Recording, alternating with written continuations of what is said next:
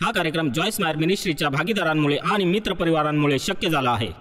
आपल्या आयुष्यात देव कधी कधी आपल्याला त्रासदायक परिस्थितीतून नेत असतो, कारण गोष्टी आपल्या मनासारख्या घडताना आपली वाढ होत नाही, तर गोष्टी आपल्या मनासारख्या घडत नाहीत तेव्हाच आपली वाढ होते आणि आपण येशूला जसं वागायला हवं तसं आपण त्याच काळात वागतो.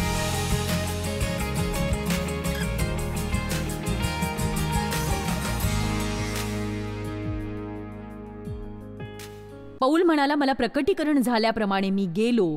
गलतीकरांस अध्याय 2 वचन 2, ज्या सुवार्तेची मी परराष्ट्रीयात घोषणा करीत असतो ती मी त्यास निवेदन केली.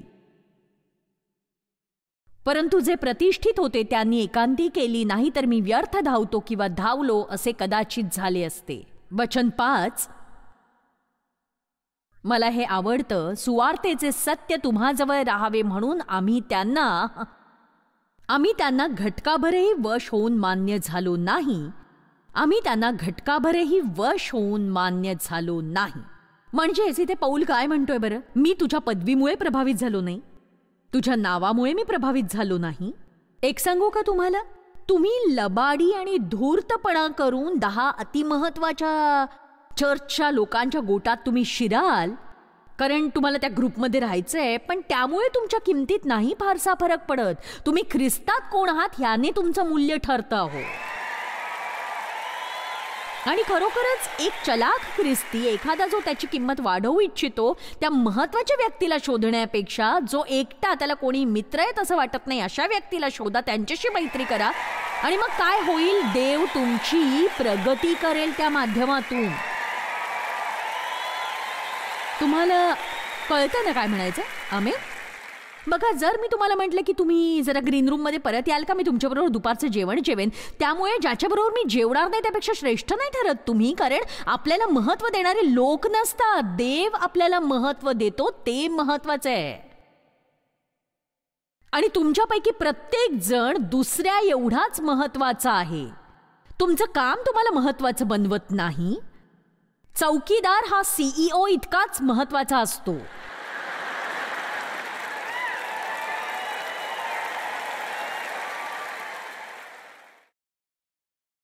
काय सांगत होते मी? विसरले, वय झालं.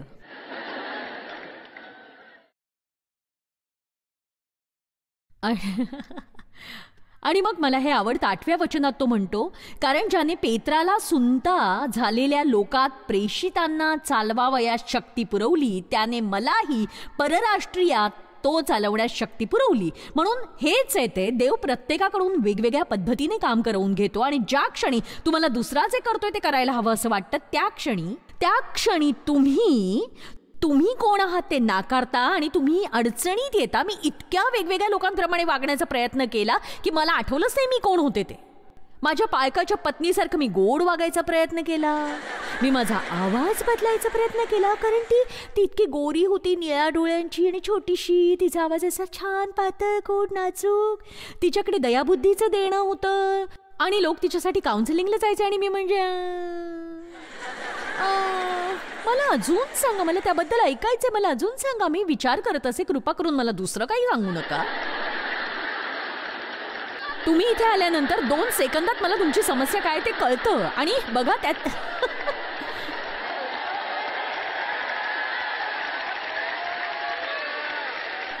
चला आता, मला असं वाटायचं, म्हणजे मी आवाज असा हळू आवाजात बोलू पाहायचे, गोड, आणि लोक म्हणायचे काय झालंय तुला? म्हणजे बघा, नाही, तुम्ही दुसऱ्या कुणासारखं तरी नाही वागू शकत आहो. तुम्ही जर दुसरे कुणी झालात ना, तर देव तुम्हाला कधीही मदत करणार नाही. तुम्ही तुमच्यासारखेच असू शकता, कारण प्रत्येकाला विचार करूनच बनवलंय. ओ जॉयस, मी जेव्हा मोठी होईन तेव्हा मला तुझ्यासारखं व्हायचंय. मला आवडेल एक उदाहरण व्हायला, पण कृपा करून माझ्यासारखं होऊ नका. मी जिथपर्यंत गेले त्या पलीकडे जा. दुसरं कोणी व्हायची महत्वाकांक्षा ठेवू नका. तुम्ही जेवढे सर्वोत्तम होऊ शकता तेवढे व्हा. देवाने त्यासाठी मदत करावी अशी प्रार्थना करा. पौलही तेच करत होता. तो जेवढं सर्वोत्तम होऊ शकेल ते करत होता. तो म्हणाला, जे प्रभावशाली वाटतात त्यांनी मी प्रभावित झालो नाहीये आणि मला त्यांच्या मान्यतेची गरज नाही, मी देवाला अनुसरणार आहे. इथे असं कोणी आहे का जो धाडसाने म्हणेल, जरी माझ्या मित्रांपैकी एक मित्र मी गमावला तरी मी देवा मागूनच चालणार, मग माझा प्रत्येक मित्र मी गमावला तरीही चालेल. इथे असं कोणी आहे का की जे थकून गेलेत सतत याचा विचार करून की त्यांना काय वाटतं? बापरे, ते काय विचार करतील, बापरे ते काय म्हणतील. त्यांना असं वाटतं की हा ड्रेस नाही माझ्यावर बरा दिसत, त्यांना असं वाटतं की हे हेअरस्टाईल मला सूट होत नाही. ते आपलं आयुष्य चालवतात आणि आपल्याला माहितीही नाही ते कोण आहेत. चला, काही मोजक्या लोकांनी तरी प्रतिसाद दिलाय, बरं वाटतंय मला, मी चालूच ठेवणार आहे हे. बघा, मला हे आवडतं. म्हणजे या वचनांमधून आपल्याला हे लक्षात येतं की पौलाला माहीत होतं की देवाच्या वेळेसाठी कसं थांबायचं. किती जण चांगल्या प्रकारे वाट पाहू शकतात? देवाला शोधण्यासाठी पौलाने 3 वर्ष घालवली. तो निघाला आणि पेत्राला 15 दिवसांसाठी भेटला आणि त्याला फक्त एकच प्रेषित माहीत होता, तो जेम्स. आणि नंतर तो आणखी 14 वर्षांसाठी निघून गेला. त्याच्या आयुष्यात तो देवाच्या वेळेसाठी थांबला होता. देवाच्या वेळेसाठी कसं थांबायचं ते शिकून घ्या. एक सांगू, बऱ्याचदा जेव्हा तुम्हाला काही करण्यासाठी बोलावलं गेलं तेव्हा तुम्हाला ते पाचारण कळलं, पण तुम्हाला ती वेळ कळू शकली नाही. देवाने करण्याआधीच कोणी बाहेर गेले, एक सांगू, त्याच्याबद्दल फार वाईट वाटून घेऊ नका. आपण सगळेच तसं करतो. देवाने मला टीव्हीवर आणण्याआधीच मी टीव्हीवर येण्याचा प्रयत्न केला होता आणि 6 महिन्यात मला एक मेल आला की मी टॉक शो करण्याचा प्रयत्न केला होता आणि मी नाही करू शकत टॉक शो, कारण मी दुसऱ्या कोणाला बोलूच देत नाही.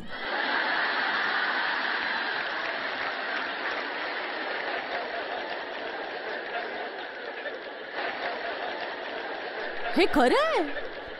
आमच्या टीव्ही कार्यक्रमात आम्ही पाहुणे बोलवायचो आणि मी मुलाखत घ्यावी म्हणून लोकांना आणायचे आणि आमच्याकडे तक्रारी यायला लागल्या. लोक लिहून सांगायला लागले, जॉयस पाहुण्यांना का बरं नाही बोलू देत, तीच का बोलते एवढं.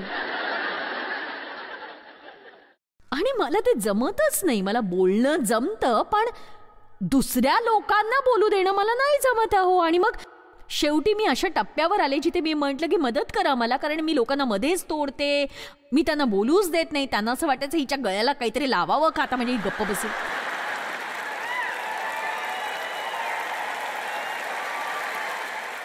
म्हणजे मी परिपूर्ण नव्हते, अगदी दयनीय होते. पण बघा, माझी येशूवर प्रीती आहे, त्याचीही माझ्यावर प्रीती आहे. आणि एक सांगू का,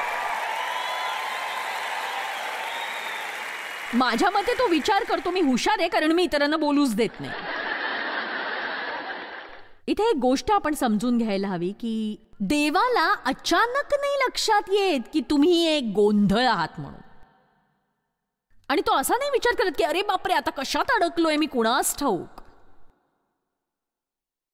देवाला आपल्याबद्दलची प्रत्येक गोष्ट माहीत असते, आपण करणार आहोत ती प्रत्येक चूक माहीत असते, आपला न बोललेला प्रत्येक शब्द माहीत असतो, अजूनही आपण न विचार केलेला विचारही त्याला माहीत असतो. आणि तुमच्याबद्दल देवाला माहीत नाही असं काहीच नाही. आणि तसाही तो तुमच्यावर प्रीती करतो, त्याला सुरुवातीपासून शेवट माहीत असतो, तो तुमचं हृदय बघत असतो. जर तुम्ही देवाला सोडलं नाही तर देव तुम्हाला कधीच सोडत नाही. आणि तुमच्या जी चांगल्या कामाची सुरुवात त्याने केली आहे तो ती पूर्णत्वाला आणणारच आहे.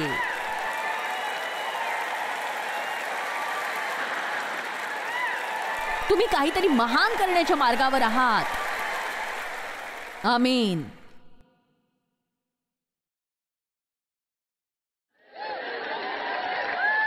उपदेशक अध्याय 3 वचन 11. आपापल्या समयी होणारी हरेक वस्तू त्याने सुंदर बनवली आहे. वा. गलतीकरांस अध्याय 4 वचन 4. परंतु काळाची पूर्णता झाली तेव्हा देवाने आपल्या पुत्राला पाठवले. तो स्त्रीपासून जन्मलेला, नियमशास्त्राधीन असा जन्मलेला होता. वेळेचं पूर्णत्व. त्याने येशूला लवकर का पाठवलं नाही? लोकांना त्रास होत होता, त्यांना तारणहार हवा होता. नेमका तोच क्षण का? फक्त देवाला माहितीये, तो आपल्याला सांगणार नाहीये. त्याला गुपित ठेवायला आवडतात. किती जणांना रहस्य आवडतात? एक सांगू का, मला आणि तुम्हाला देवाबरोबर राहायला आवडायलाच हवं. कारण तिथे नेहमीच रहस्य असणार आहे. हे म्हणजे आता पुढे काय होणार आहे तीच उत्कंठावर्धक गोष्ट आहे. जर तुम्ही त्या आत्म्याने पुढे जाणार आहात, कुठल्या दिवसात काय ठेवले तुम्हाला कधीच कळणार नाही. तुम्ही कायद्याखाली राहत असाल, नियमांचा संच असेल आणि हो तुम्ही हे 8 वाजता करणार आहात, हे 9 वाजता रोज तुम्ही हा अध्याय वाचता, तुम्ही 1 तास प्रार्थना करता, त्या घड्याळाप्रमाणे प्रार्थना करता. मग मी तुम्हाला सांगते, जेव्हा तुम्ही तुमची होडी बंदरापासून मोकळी सोडाल, देवाच्या प्रीतीच्या समुद्रात स्वतःला सोडाल, तुम्हाला माहित नाही, तुम्हाला म्हणजे मी रोज किती वेळ प्रार्थना करते ते मला माहित नाही. मी ते मोजण्या पलीकडे गेले याचा मला आनंद आहे, कारण त्याला काही अर्थच नाही. आपल्याला एकमेकांना प्रभावित करायला आवडतं. मी दररोज 2 तास प्रार्थना करते. वेल, तुझ्यासाठी चांगलं आहे ते तुझ्याजवळच ठेव, नाहीतर तू केवळ बढाईच मारतोयस आणि कुणालाही ते ऐकायचं नाहीये. आमेन. मी किती वेळ प्रार्थना करते नाही माहित मला. मी रोज किती बायबल वाचते नाही माहित मला खरंच. म्हणजे तुला काही शिस्त आहे असं वाटत नाहीये. हो, मी खूप शिस्तीची आहे. मी काय करते, देवाबरोबर 1-2 तास घालवते, कारण मी त्याला घाबरत नाही. आणि जर मला देवाबरोबर घालवायला वेळ मिळाला नाही तर तो मी घालवला असा उत्तम अभिनय मी करत नाही बाहेर येऊन, कारण मला ढोंगीपणा आवडत नाही. जेव्हा सुरुवातीला मी देवाबरोबर सकाळी वेळ घालवायला लागले, माझी किशोरवयीन मुलं, त्यावेळेला किशोरवयीन होती ती, खूप वर्षांपूर्वीचं सांगते मी, ते तक्रार करायचे की त्या खोलीत तुला जावंच लागतं का, तू आमचा नाश्ता नाही बनवू शकत. मी म्हटलं, ऐका, तुम्ही किशोरवयीन आहात, तुम्ही एका वाडग्यात सिरियल घालू शकता, मी माझ्या खोलीत जाणार, त्यासाठी तुम्ही देवाचे आभार मानावेत तर बरं. कारण जर मी ते केलं नाही तर तुम्हाला तुमचा दिवस इतका आवडूच शकणार नाही. किती जणांना देव त्यांच्या खोलीत पाठवतो म्हणजे तुम्ही त्याच्याबरोबर वेळ घालवाल? ठीक आहे. तुमच्यापैकी किती जण रानातील विद्यापीठात गेला आहात आणि तिथून पदवीधर झाला आहात? वा वा, तिथे होतात तुम्ही आणि तुम्ही ते केलंय. तुमच्या हे कधी लक्षात आलंय का की कितीतरी देवाने निवडलेले सेवक रानाच्या विद्यापीठात वेळ घालवतात? म्हणजे वस्तुतः जेव्हा देव तुम्हाला बोलावतो, तुमचं पाचारण करतो, त्यानंतर तुम्ही रानातल्या विद्यापीठात जाणारच आहात. बघा, तुम्ही म्हणजे तुमच्यात ते आहे, मला ते समजवायला सुद्धा लागलं नाही. तुम्हाला माहिती मी कशाबद्दल बोलतेय. रान काय आहे, अरण्य काय आहे? ती एक एकाकी जागा आहे, एक निर्जन अशी जागा आहे, एकांताची जागा आहे, खूप लोक नसलेली अशी जागा आहे. आणि एक सांगू का मी की मी पूर्ण वेळ देवासाठी द्यायचा निर्णय घेईपर्यंत मी बऱ्यापैकी लोकप्रिय होते. नंतर अचानक मला मित्र उरले नाहीत, कुटुंबातले सदस्य आमच्या बरोबर नव्हते. म्हणजे मला असं वाटलं की मी योग्य गोष्ट केली आहे, देवाने मला उपदेशासाठी बोलवलंय, माझ्यासाठी प्रत्येकजण उत्साहित असेल, पण तसं नाही झालं. आणि मला इतकं एकटं वाटलं. मला वाटलं होतं की देव मला ते करायला सांगतोय म्हणून मी करणार आहे. मला खूप त्रासातून जावं लागलं, काही सुधारणाच दिसत नव्हती. मला वाटतंय मी काय करते, मी बरोबर करते की नाही. मला आणखीन त्रासातून जावं लागलं, मला कळत नव्हतं. मला पटकन यश मिळेल अशी अपेक्षा होती. देवाने मला उपदेशासाठी बोलावलं. दुसऱ्याच दिवशी मी पलंगावरून उठून जागतिक सेवा कार्य मिळेल अशी अपेक्षा केली. तसं ते झालं नाही. आमेन. माझ्या दिवाणखान्याच्या जमिनीवर 25 जणांना शिकवत मी 5 वर्ष घालवली. आणि मला आश्चर्य वाटेल, मी देववचन शिकवायला सुरुवात केली तेव्हा ते शिकवत असताना मी अशा लहान शॉर्ट्स घालायचे आणि पूर्ण वेळ सिगरेट ओढायचे. आणि शॉर्ट्स बरं का, शॉर्ट्स म्हणजे अगदी लहान पातळ शॉर्ट्स. तुम्ही म्हणाल काय बोलताय, अशा कुणाचा देव का उपयोग करून घेईल? पण मग तुमचं चुकीचं आहे. आणि का सांगू का,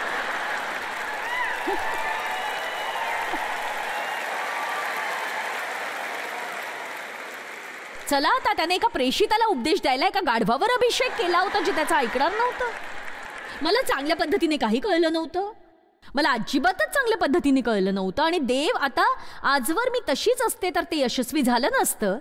पण एक सांगू, तुम्ही जिथे असाल तिथे देव तुम्हाला बोलवेल आणि अशा लोकांचा तो उपयोग करेल जे जगात ज्यांची किमान शक्यता असू शकेल की देवाच्या अभिषेकापेक्षा जास्त कशानेच तुम्ही पात्र होऊ शकत नाही. पण चांगली गोष्ट, उत्तम गोष्ट ही की त्याला सुरुवातीपासून शेवट माहीत असतो. तुम्ही आत्ता जिथे आहात तिथेच तो तुम्हाला बघत नसतो, तुम्ही जिथे असणार आहात तिथे बघत असतो. त्याला तुमचं हृदय माहीत असतं. आणि मग हे जे रानातलं विद्यापीठ आपल्याला बदलण्यासाठी आणि आपण अजून देवासारखं वागण्यासाठी आखलंय. बघा, डेव्ह मला म्हणाला होता त्या शॉर्ट्स काढून टाक जरा. मग मी जास्त कपडे घातले, मी सिगरेट ओढणं सोडून दिलं आणि आज 40 वर्षानंतर सुद्धा मी इथे आहे. बघा तुम्ही.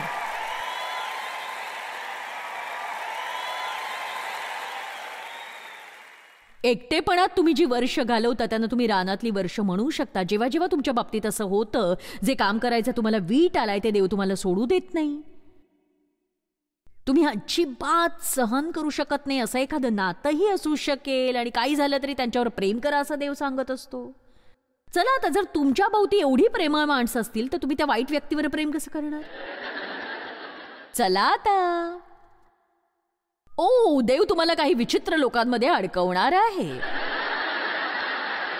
म्हणजे असे लोक जे तुम्हाला चांगलं वागवत नाहीत आणि रोज तो तुम्हाला त्यांच्याशी प्रेमाने वागा असं सांगेल, त्यांना क्षमा करा सांगेल. चला आता, तुम्हाला कदाचित अशी नोकरी मिळेल जिथे तुम्हीच ख्रिस्ती आहात आणि इतर लोक तुम्हाला खूप वाईट वागवत आहेत.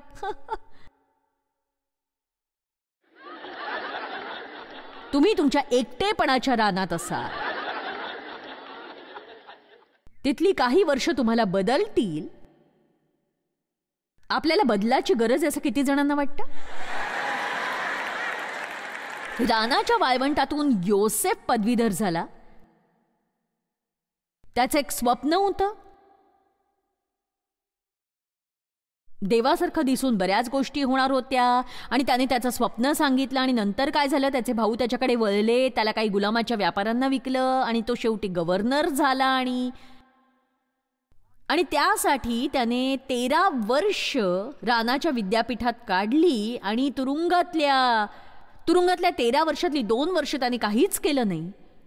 पण मला जे आवडतं ते इथे आहे, जेव्हा तो गुलाम म्हणून विकला गेला तेव्हा 17चा होता आणि 30शीत तो इजिप्तचा गव्हर्नर झाला आणि तेव्हा देव त्याच्या बरोबर होता.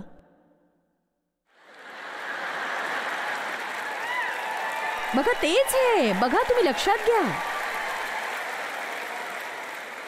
नंतर कुलपतींनी, प्रेषितांची कृत्य अध्याय 7 वचन 9, नंतर कुलपतींनी हेव्यामुळे योसेफाला मिसर देशात विकून टाकले, पण देव त्याच्या बरोबर होता.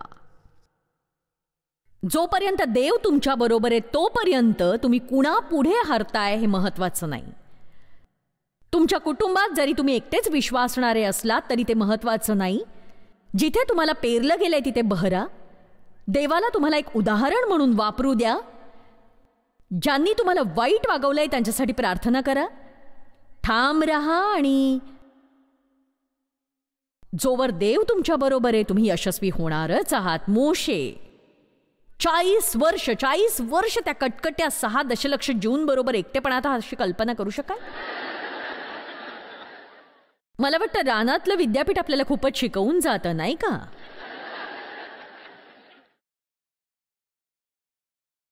40 वर्ष त्या एकटेपणात एलायजावर ही वेळ होती. तरुणांचा राजा म्हणून दावीदचा अभिषेक करण्यात आला आणि तो 30व्या वर्षी तो राजा झाला. आणि बाकीच्या वर्षात काय झालं सांगू तुम्हाला? जो त्याला मारू पाहत होता त्या वेड्या शौलापासून तो गुहांमध्ये लपत राहिला आणि तो योग्य तेच करत राहिला. मला सांगा, तुमच्या बाबतीत जर योग्य ते घडत नसेल तरी तुम्ही योग्य ते करण्याची निवड कराल? चला आता, कुणाला तरी मी हे परत सांगू का? म्हणजे जी माणसं तुम्हाला चांगलं वागवत नाहीये त्यांना तरीही तुम्ही चांगलं वागवाल का?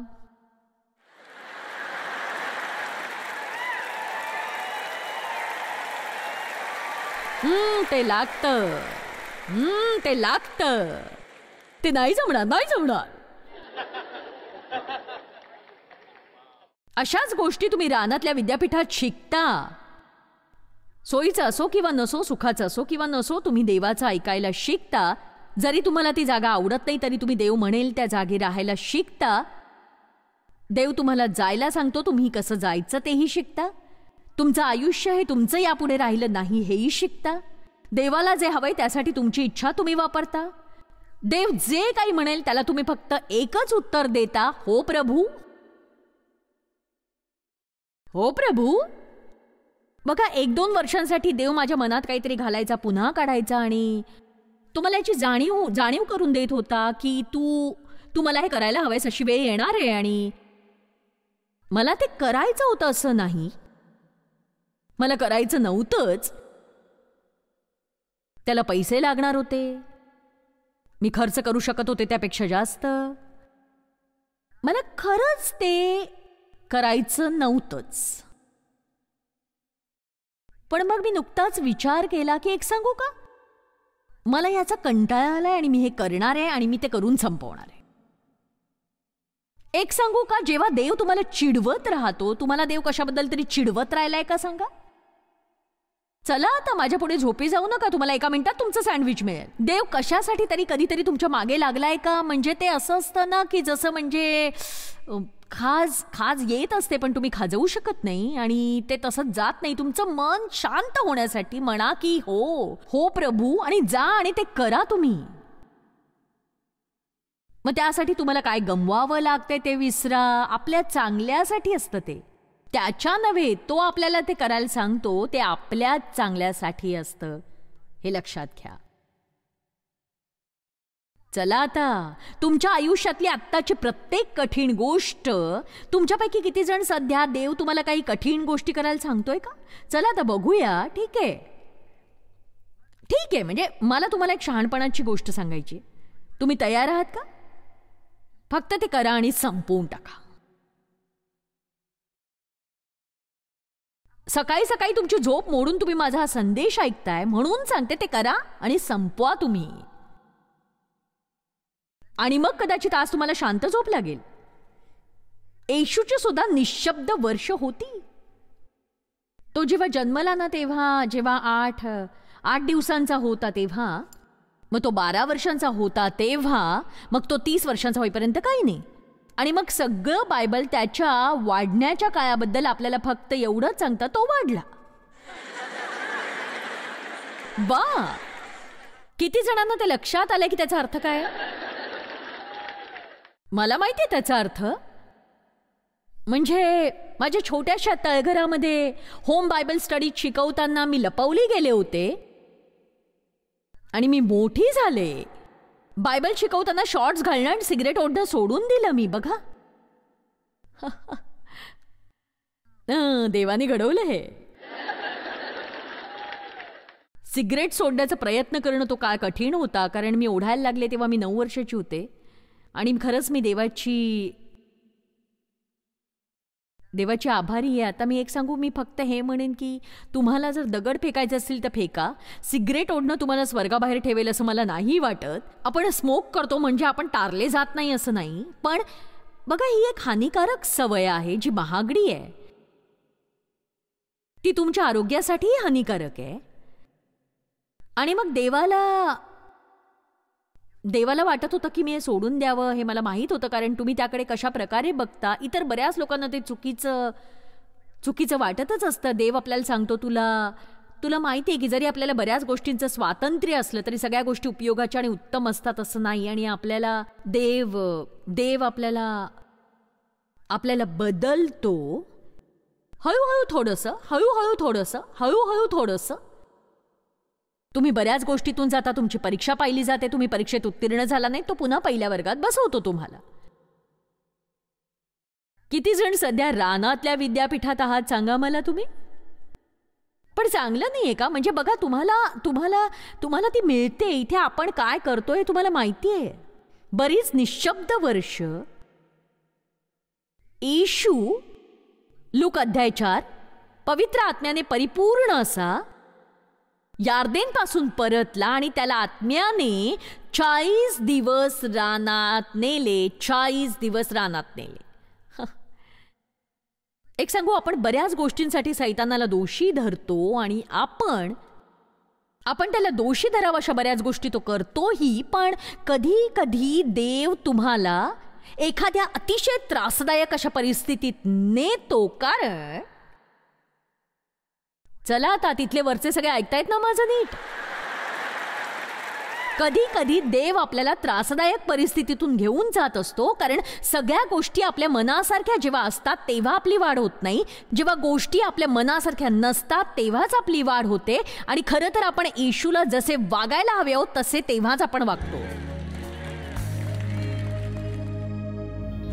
एक सांगू का, आपल्या आयुष्यात देव कधी कधी आपल्याला अशा त्रासदायक परिस्थितीतून घेऊन जात असतो. पण खरं तर ते चांगलं असतं. ते का चांगलं आहे सांगू? कारण आपली आत्मिक उन्नती आणि परिपक्वता यातूनच आपल्याला मिळते. आणि जेव्हा आपण दुखावतो आणि तरीही योग्य ते करतो तेव्हा खरं तर आपण वाढत असतो. आणि मग त्याने आपण दुखावत नाही, कारण आपली वाढ महत्वाची असते.